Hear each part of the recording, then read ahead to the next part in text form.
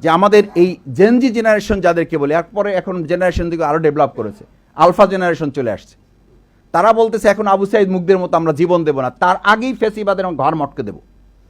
এবং সেই ঘাড় মটকে দেওয়ার জন্য আপনারা এখানে যারা আছেন, আপনাদের সোশ্যাল মিডিয়াটা এটা হচ্ছে ঘাড় মটকাবার একটা গুরুত্বপূর্ণ মাধ্যম। শেখ হাসিনাও কিন্তু এটা বলেছিল যে আমাকে মাঠে পরাজিত করা হয়েছে 5ই আগস্ট, তার আগে আমাকে সামাজিক যোগাযোগ মাধ্যম পরাজিত করেছে জুলাইয়ের আগে। আপনি আমাকে ধর্ম ব্যবসায়ী বলেন, আপনি ইসলামপন্থীদের ধর্ম ব্যবসায়ী বলেন, তাহলে আপনি এখন ফজর নির্বাচন পর্যন্ত ফজর নামাজ আপনার জন্য ফরজ। ফ্যাসিস্ট রাষ্ট্র ব্যবস্থা নির্বাচন যদি ধরা যায়, তাহলে ফ্যাসিস্ট রাষ্ট্র ব্যবস্থায় ইলেকশন ভাবা যায় না, সেখানে হয় আসলে সিলেকশন। ফ্যাসিস্ট রাষ্ট্র ব্যবস্থায় সিলেকশন হয়েছে গত 3 বছর, শুধু 3 টার্ম না, আমরা তারও আগে দেখেছি। ফ্যাসিস্ট রাষ্ট্র ব্যবস্থায় আমাদের ইউনিভার্সিটিতে আমরা শুনতাম, আমাদের সম্মানিত শিক্ষকদের প্রতি শ্রদ্ধা রেখে বলি যে বিশ্ববিদ্যালয়ে ফার্স্ট ডিভিশন বা ফার্স্ট ক্লাস অনেক ক্ষেত্রে পাওয়া হয় না, দেওয়া হয়। আমাদের এখন এলাকাগুলোতে আমরা যারা ছোটোখাটো কাজ করি, আমাদেরকে বলা হয় এমপি হইতে পারবেন না, এমপি বানানো হবে। দিস ইজ ফ্যাসিবাদী স্টেট। আমাকে বলা হয় ইলেকশন ওয়ার্ক করতেছেন, কাজ হবে না, ইলেকশন ইঞ্জিনিয়ারিংয়ে মাথা ঢুকান। What is the definition of sentence আমি জানি না, যে ইলেকশন ইঞ্জিনিয়ারিংটা কী জিনিস জানি না, বলতে আমরা একেবারেই জানি না, বুঝি না, ব্যাপারটা তা নয়। তার মানে হচ্ছে আমাদের সম্মানিত নাগরিকদের প্রতি আমাদের যতটা না যত্ন, তার চেয়ে ইলেকশন মেকানিজমে যারা থাকেন তাদের প্রতি আমাদের যত্ন, আত্মীয়তা অলরেডি বেড়ে গেছে। এবং পাবলিক কনসেন্ট্রেশনটা আমাদের যারা প্রতিনিধিত্ব করবেন ভবিষ্যতে, তারা সেই জায়গা থেকে অনেকটা দূরে সরে এসে যারা ইলেকশন পরিচালনায় সম্পৃক্ত তাদের পিছন ছোটা শুরু করেছেন। ফেসিবাদী রাষ্ট্র ব্যবস্থার আরেকটা চরিত্র হচ্ছে নির্বাচন নিয়ে যে তাড়াহুড়া দেখেন, এটা শুধু যে ক্ষমতা পাওয়া তা না। আমি অনেকের সাথে এলাকায় কথা বলে দেখেছি, বলছে মাসুদ ভাই টায়ার্ড হয়ে গেছে, আর কতদিন এভাবে করা যায় না। অভিনয় তো করার একটা মানে, আপনি যখন সিজনাল ওয়ার্ক করেন, ন্যাচারাল ওয়ার্ক করেন, তখন তো আপনার স্ট্রেস লাগে না, কিন্তু আপনি যখন অভিনয় করেন তখন দ্রুত কিন্তু হিরো বা হিরোইন যারা থাকে ওখান থেকে বেরিয়ে আসতে চায় যে ভাই সেট কখন শেষ হবে। কারণ সেট শেষ না হলে তো আমার ন্যাচারটাতে আমি ফিরে যেতে পারছি না। আমি তো এরকম না, আমি যা করতেছি এটা তো আমার আসল ক্যারেক্টার না, আমাকে দেখে ফিরে যেতে হবে। মাসুদ ভাই ঘুমাতে পারি না, রেস্ট নিতে পারি না, পরিবারকে সময় দিতে পারি না। তা আমি বললাম তারপরে 5 বছর, বলছে তারপরে 5 বছর তো এইটার আমার অত হেডেক থাকবে না। কিন্তু এখন যতক্ষণ ইলেকশন গোল পর্যন্ত না বুঝতে পারছি, তখন তো একটা বিরাট স্টেজ, ফজরে আমার কথা শুনতে হয়, রাত 3টা পর্যন্ত আমার ড্রয়িং রুমে লোক বসে থাকে, এটা আমাকে হজম করতে হয়। This is too much. তা আমি বললাম যে ইলেকশন যখন শেষ হয়ে যাবে তখন এই মানুষগুলো কোথায় যাবে? বলছে যেটার জন্য আমার লোক সেট করা আছে, ওনারা এগুলো দেখবেন। ক্যান ইউ ইমাজিন কত বড় প্রতারণা রাষ্ট্রে আমরা বসবাস করছি? আপনি ভাবতে পারেন? আমি মাঝে মধ্যে খুব লজ্জিত হই, বিশ্বাস করেন। সাংবাদিক বিরুদ্ধে এখানে আছেন, খুব কষ্টও হয়। যেমন একটা রাষ্ট্রে আমরা বাস করি, সকাল সন্ধ্যা, সন্ধ্যা সকাল, প্রতিটা সেকেন্ড একটা মিথ্যার মধ্যে জীবনযাপন করছি, একটা অলৌকিক জীবনযাপন করছি, একটা আর্টিফিশিয়াল লাইফ আমরা মানুষের কাছে অ্যাড্রেস করছি। একটু আগে আমার শ্রদ্ধেয় খ্যাতিমান আলোচক অ্যাডভোকেট আবু হেনা রাজ্জাক ভাই বলেছেন যে মাইক্রোফোন আসলে আমরা রাজনীতিবিদ যারা আছি এনজয় করি। আমি ব্যক্তিগতভাবে বলি আমরা এখন এটাকে ভয় করি, অসম্ভব ভয় করি যে এতগুলো মাইক্রোফোন আমার সামনে। আমার মতো ছোট মানুষ, রিয়েলি বলছি, আমার মতো ছোট মানুষ, আমার মতো ছোট একজন রাজনৈতিক কর্মীর সামনে যখন এতগুলো ক্যামেরা আপনার ধরেন, তখন আমার দায়বদ্ধতাটা, তখন জনগণের প্রতি আমার যে অ্যাকাউন্টেবিলিটি, তাদের প্রতি আমার যে সম্মান, তাদের প্রতি আমার যে সৌজন্যতা, সেই জায়গাটাকে আমি রাখতে পারছি। ফেসিবাদী রাষ্ট্রের তো এটাও একটা ক্যারেক্টার যে ইলেকশন হবে তার আগেই তো আমরা বলতে বসেছি যে আমরা আমাদের প্রয়োজন মতো ব্যালট পেপার আমরা ছাপিয়ে নেব।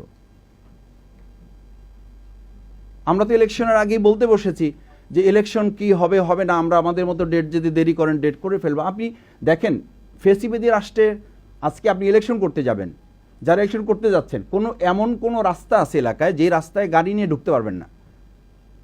রিক্সা নিয়ে ঢুকে যায় না, মোটরসাইকেল নিয়ে ঢুকে যায় না, হাঁটার মতো অবস্থা নাই।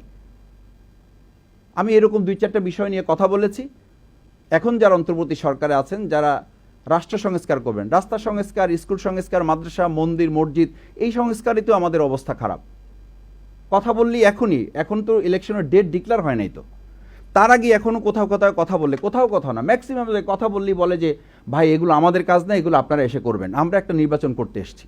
আমি খুব অবাক হই যে 2024-এর 5ই আগস্ট, জুলাই আগস্টের গণ অভ্যুত্থানে এতগুলো মানুষের জীবনের মধ্য দিয়ে কি সত্যি, আমি একজন রাজনীতির সাধারণ কর্মী হিসেবে বলছি, এবং আমাকে বাংলাদেশ জামাত ইসলামী একটা এলাকায় কাজ করার জন্য আমাকে নির্দেশ দিয়েছে, সেই হিসাবে বলছি যে একেবারে আপনারা সাক্ষী আছেন, আল্লাহ সাক্ষী আছেন, সামান্যতম কোনো লোভ থেকে নিজেকে ফিরিয়ে রেখে বলছি, একটা নির্বাচনের জন্য আমরা এই 15টা বছর লড়াই করি নাই, রিয়েলি করি না। আমি একজন ভোটার হিসেবে বলছি, আমি তো 15 বছর ভোট দিতে পারি নাই। এখন এই কথা বললে ভোটের প্রতি আমাদের সম্মান নাই, একথা বললে জনগণের প্রতি আমাদের আস্থা নাই, একথা বললে আমরা নির্বাচনকে বিলম্বিত করতে চাই। আরে ভাই, নির্বাচনকে বিলম্বিত করতে চান, নির্বাচনের পর কি হবে? নির্বাচনের পর তো আপনাকে আমাকে খুঁজেই পাওয়া যাবে না।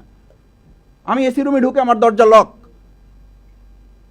যার কাছে ফজরের পরে দেখা করা যেত, তার সাথে দেখা করার জন্য আমি শফিকুল ইসলাম মাসুদ দুপুর 12টা পর্যন্ত বসে থেকেছি।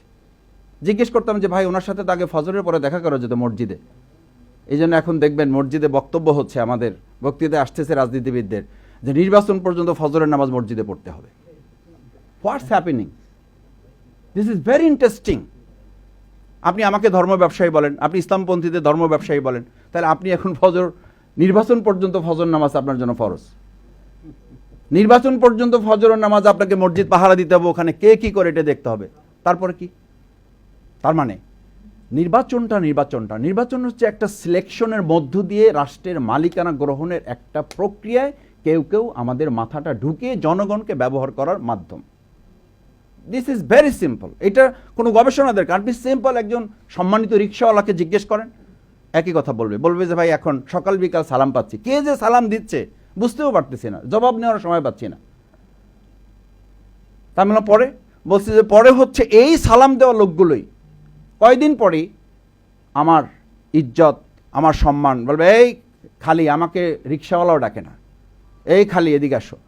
ওঠার পরে আমাকে দাম জিজ্ঞেস করে না, বললাম স্যার দামটা বলে নেন। সরি, আমি বলছি যে একেবারে সিম্পল ইস্যু কিন্তু এগুলো, দামটা বলে নেন। বলছে দাম আবার বলবো কি, চলো আগে, এত কথা বলতে হয় কেন? মানে এই সালাম দেওয়া লোকটাই, যেই 5 মাস, এই 3 মাস 4 মাস সালাম দিয়েছে, কারণ বক্তব্য হচ্ছে 5 মাস আপনার খেদমত করব, 5 বছর আপনি আমার খেদমত করবেন, ভাগ করে নিয়েছে আমরা।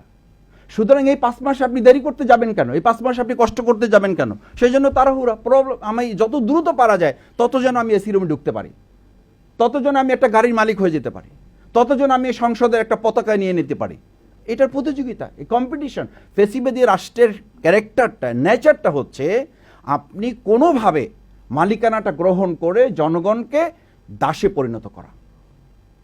দেশ স্বাধীনের 53 বছরে আমাদের এর চেয়ে খুব ভালো শ্রেণীর ব্যতিক্রম কিছু ছাড়া দেখার সুযোগ আমাদের হয় নাই। নাম্বার 2, ফেসিবাদী রাষ্ট্রে নির্বাচন ব্যবস্থা কি হয়? নির্বাচন ব্যবস্থা হয় জনগণের মতের বা চিন্তার প্রতিফলন হয় না, প্রতিফলন হয় কিছু সংখ্যক ব্যক্তি। আমাদেরকে বলা হয় এলাকায় যে ভাই ম্যান টু ম্যান গিয়ে লাভ হবে না, পকেট আইডেন্টিফাইড করেন। তারপর কি হবে? পকেট আইডেন্টিফাই করে এখন টাকা খরচ করেন না। কত নির্লজ্জ একটা জাতি হিসাবে আমি গোটা জাতিকে মেনশন করছি না। আমরা 15 বছর সমাজ কল্যাণ, সোশ্যাল ওয়েলফেয়ার, মানুষের চিকিৎসা, আপনি এলাকায় গিয়ে দেখবেন মানুষের কত কষ্ট, কত সমস্যা। একটা পরিবার 15 বছর ধরে মাস্টার্স পাস করে বসে আছে, একটা পরিবারে 2টা ছেলে, তার কোনো চাকরি নাই। চাকরির জন্য কি করতে হবে? কোনো একজন নেতার সুপারিশ লাগবে। এখন আমরা সুপারিশ দিচ্ছি, আমার কাছে সুপারিশের জন্য আসছে, আমার মতো মানুষের কাছে সুপারিশ জন্য। আমি বললাম আমার সুপারিশে কোনো চাকরি হবে? আপনি জানেন? বলছে হ্যাঁ, ওনারা বলেছে, ওনার সিগনেচার নিয়ে আসেন, তাহলে আমরা চাকরি দিয়ে দেবো। তা আমি ওনাদের কাছে মাঝে মধ্যে জানতে চাই যে আপনারা আমার সুপারিশে বা আমাদের কারো সুপারিশে চাকরি দিয়ে দেবেন, ওনার কি যোগ্যতা থাকলে দেবেন, না থাকলেও দেবেন? বলছে মাসুদ ভাই আমরা এটাতে অভ্যস্ত হয়ে গেছি, এরপর যদি কোনো অন্যায় করে তাহলে আমি বলতে পারবো যে এটা অমুকের সুপারিশ হয়েছে, আমার কোনো দায়বদ্ধতা নেই। দায়বদ্ধতাটা আমার ঘাড়ে, বন্দুকটা আমার ঘাড়ে রাখাটা হচ্ছে আমাদের আমলাতন্ত্রের একটা উল্লেখযোগ্য অংশের মানসিকতা। সেজন্য সুপারিশ যে আপনাকে খুব সম্মান করে করে ব্যাপারটা তা না। আপনার যে সুপারিশটা, এটার অর্থ এইটা নয় রাজনীতিবিদকে উনি খুব সম্মান করেন। এটার অর্থ হলো কোনো অকারেন্স করলে ওটা তার কাছে স্ক্রিন প্রিন্ট করা আছে, দেখাই দিবেন, দিচ্ছেন। এখন ওই যে আমাদের সিইসি উনি বলছেন যে উনি কল রেকর্ড ফাঁসের ভয়ে কথা বলতে চান না। তাহলে আমাদের কথা বলা বন্ধ করে দিতে হবে সবাই। কথা বল, কল রেকর্ড ফাঁস তো আমারও হয়ে যাবে। তা আপনি এমন কথা কেন বলবেন যে কল রেকর্ড ফাঁস হয়ে গেলে আপনি ভয় পান? তাহলে কথাই যদি না বলেন তাহলে আপনি ইলেকশন পরিচালনা করবেন কিভাবে? আর এমন কথা বলার ভয় আপনার মধ্যে কেন থাকবে যেই কথার মধ্য দিয়ে আপনি ভয় পান, যে কথা ফাঁস হয়ে গেলে আপনি বিপদে পড়বেন? তার মানে তো সামথিং রং। আপনি এমন কথা কখনো অফলাইনে বলেন যে কথাগুলো রাষ্ট্রের জন্য সুন্দর নয়, যে কথাগুলো রাষ্ট্রের জন্য ইতিবাচক নয়। এই সন্দেহ তো এখন জাতির মধ্যে তৈরি হতে পারে। আমি এমন কথা ফোনে বলতে ভয় পাই যেই কথা আমি অফলাইনে বলতে পারি, তার মানে তো আমার মধ্যে কিছু দুশ্চিন্তা আছে, তার মধ্যে আমার মধ্যে কিছু নেতিবাচক ব্যাপার আছে। আমি যদি যে কথা মানুষের সামনে বলতে পারবো না। আমাদের প্রিয় নবী রাসূল করিম সাল্লাল্লাহু আলাইহি সাল্লামকে আদর্শ নেতা বলা হয় কেন? উনি পাবলিকলি যা ছিলেন উনি প্রাইভেটলি তাই ছিলেন। উনি ফোকাসলি যা ছিলেন উনি আনসিনে তাই ছিলেন। উনি সিনসিয়ারলি যা ছিলেন উনি সিক্রেটলি তাই ছিলেন। This is character, this is ideology. তা আমাদের বর্তমান নির্বাচন কমিশন যদি খুব ভালো অবস্থা বুঝাতে গিয়ে এটা বলেন যে আমি কথা বলছি না ফোনে, কারো রিসিভ করছি না ফোন, দুর্নাম আছে, এই জন্য যে কল রেকর্ড ফাঁস হয়ে যাবে। তো কল রেকর্ড ফাঁস হয়ে গেলেও যাতে কথাটা জাতি জানতে পারে এবং তার মধ্যে জাতি উপকৃত হয়, সেরকম কথাই তো আমার বলা উচিত। এই জন্য ইলেকশনটা হচ্ছে ফ্যাসিবাদী রাষ্ট্র ব্যবস্থায় আমাদের প্রথম থেকে দেখেন 2024-এর জুলাই আগস্টের গণঅভ্যুত্থান পরবর্তী আমাদের 3টা মৌলিক বিষয় ছিল। নাম্বার 1 ছিল বিচার। এই বিচারে আমরা মৌলিকভাবে তেমন কোনো অগ্রগতি নিয়ে আসতে পারি নাই। ফলশ্রুতিতে এখন আমাদের টেনশন, রাস্তায় কারা বের হচ্ছে, উস্কানি দেওয়া হচ্ছে যে অমুকে তাদেরকে ঠেকাচ্ছে, অমুকে তাদেরকে ঠেকাচ্ছে না। আবার যখন কেউ ঠেকাতে যাচ্ছে তখন আমরাই বলছি আইন হাতে তুলে নেওয়া হচ্ছে। কেন কেন ভাই? আমার ঠেকানোর দায়িত্ব আমাকে নিতে হবে কেন? জামাত ইসলামী ছাত্র শিবির যখন রাজপথে মিছিল করেছে তখন তো আমরা বলেছি আমাদেরকে ঠেকানোর দায়িত্ব তো প্রশাসনের, আমাদেরকে ঠেকানোর দায়িত্ব পাবলিক নেবে কেন? পাবলিকের সাথে আমাদেরকে মুখোমুখি সংঘর্ষ বাঁধিয়ে দেওয়া হবে কেন? তাহলে আজকে যারা রাজপথে অন্যায়ভাবে নিষিদ্ধ হওয়ার পর, জামাত ইসলামী ছাত্র শিবির তো নিষিদ্ধ ছিল না, তারপরও তো আমাদের মানে মিছিল শুরু হওয়ার আগেই লোকেরা বুঝতে পারতো ওখানে পুলিশ, র্যাব, গোয়েন্দা সংস্থা এমনভাবে হাজির হয়ে যেত, দোকান, রিক্সাওয়ালা যারা ছিলেন আশেপাশে বলতেন যে এখানে কি ভাই জামাত শিবিরের মিছিল হবে নাকি? তো ওনারা বলতেন যে একটা সম্ভাবনা আছে, সেই জন্য আমরা এখানে 200 লোক নিয়োগ করছি। সেই প্রশাসন কোথায়? জামাত ইসলামী ছাত্র শিবির তো নিষিদ্ধ ছিল না, তাদের প্রোগ্রাম হইতে পারে সন্দেহ করে 500 প্রশাসন নিয়োগ করতেন, আর এখন 30 জন একটা মিছিল করে চলে যাচ্ছে। কোথায় প্রশাসন? কেন আজকে বলা হচ্ছে অমুক দল তাদেরকে মোকাবেলা করছে, অমুক দল মোকাবেলা করছে না? একটা দলকে মোকাবেলা করার জন্য একটা দল তো যথেষ্ট নয়, সে দেশে প্রশাসন আছে। এর অর্থ হচ্ছে আমরা বিচারটাকে যথাযথভাবে করতে পারি না। আজকে পাহাড়ে কেন ওটা হচ্ছে? আমি যদি বলি যে আমাদের গোপালগঞ্জে একটা দল প্রোগ্রাম করতে পারলো না, আমরা নিয়ন্ত্রণ করতে গোটা রাষ্ট্রকে সেখানে ইনভলভ হতে হয়েছে। যদি তাই হয় তাহলে ইলেকশন ডেট ডিক্লেয়ার করার পর যখন সব দলের প্রোগ্রাম মাঠ পর্যায়ে শুরু হবে তখন একটা রাষ্ট্র কি আমাদের এই একটা কোনো দলকে নিয়ন্ত্রণ করার জন্য উদ্যোগ নিতে পারবে? ঢাকা বিশ্ববিদ্যালয় মতো একটা ডাকসু নির্বাচনে আমার যতটুকু জানা আছে সেখানে উপদেষ্টাদের ইনভলভ হতে হয়েছে। রাজনৈতিক দলগুলোর সাথে নেগোশিয়েট করার জন্য উপদেষ্টা বৃন্দকে ইনভলভ হতে হয়েছে। তাহলে আমাদের দেশে 300 আসনে যখন নির্বাচন হবে কতজন উপদেষ্টা কতজন আসনে ইনভলভ হবেন? এটা আপনাদের ভাবা উচিত, এটা উপদেষ্টা বৃন্দের ভাবা উচিত, স্বরাষ্ট্রমন্ত্রীর ভাবা উচিত, আইজিপির ভাবা উচিত। আমি ডাকসু নির্বাচনে সাধারণ একজন মানে অবজারভার হিসাবে আমার দেখার, জানার, বোঝার সুযোগ হয়েছে। গোটা রাষ্ট্রকে ইনভলভ হতে হয়েছে। জাহাঙ্গীরনগর বিশ্ববিদ্যালয় আমাদের 72 ঘন্টা অপেক্ষা করতে হয়েছে সেখানকার ফলাফলের জন্য। তাহলে একটা নির্বাচন বিশ্ববিদ্যালয়ের সচেতন শিক্ষকবৃন্দ যারা নির্বাচন পরিচালনা করেছেন তার জন্য যদি 72 ঘন্টা অপেক্ষা করতে হয় এবং তার মাঝখানে যদি আর অনেক কথা আমাদেরকে শুনতে হয়, তাহলে আমার 300 আসনের নির্বাচনের রেজাল্ট পেতে কত ঘন্টা অপেক্ষা করতে হবে? রাজশাহী বিশ্ববিদ্যালয়ে যদি একটা মব সৃষ্টি করে কেউ কেউ সেখানে একটা দাবি আদায়ের নামে বিশ্ববিদ্যালয়ের নির্বাচন পিছিয়ে দিতে পারে, তাহলে তো আমি ধরে নেব আমার নির্বাচন ডিক্লেয়ার হওয়ার পর যখন লেভেল প্লেইং ফিল্ড হবে, নিশ্চিত হবে, তখন আমার কারো পছন্দ না হলে আমরা একটা মব সৃষ্টি করে আমার নির্বাচনের ডেট আমরা পিছিয়ে দেওয়ার দাবি তুলব। আমরা পারছি না তো। এই যে ফেসিবাদী রাষ্ট্র ব্যবস্থার দর্শন, পরিকল্পনা, চিন্তা, ক্যারেক্টার, হ্যাবিট, নেচার, এগুলো আমাদের যখন পরিবর্তন হয় নাই, তখন শুধুমাত্র নির্বাচন কমিশন ইজ নট এনাফ, শুধু law and enforcement law is not enough. এটার জন্য সাধারণ মানুষ হিসাবে আমাদের রাজনীতিবিদ যারা আছেন, রাজনৈতিক দল যারা আছেন, তাদেরকেও এই সমস্ত ব্যাপারে সচেতনতার সাথে 3S ফর্মুলা মেনটেন করা দরকার।